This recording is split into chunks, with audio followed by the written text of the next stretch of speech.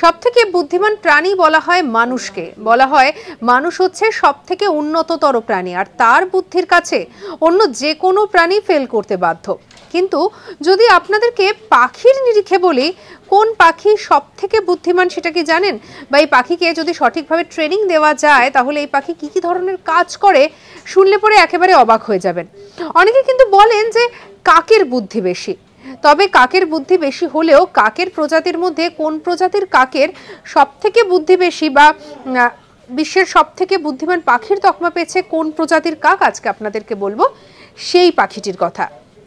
যেটা দেখা যাচ্ছে যে যে ধরনের কাকের যে প্রজাতি সেই কাকের প্রজাতিকে নিউ ক্যালেডোনিয়ান ক্রো বলা হয়, এবং এই যে বিশেষ বুদ্ধিসম্পন্ন যে তুখর বুদ্ধিসম্পন্ন এই পাখি নাকি ভেন্ডিং মেশিন থেকে খাবার বের করার জন্য কাগজের টোকেন বানাতে পারে।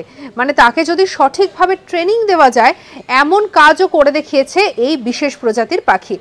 তাই যতই কাককে হেয় করা হোক না কেন, তুচ্ছ করা হোক না কেন, ঝাড়ুদার পাখি বলা হোক না কেন, বুদ্ধিমান পাখিও কিন্তু কাক।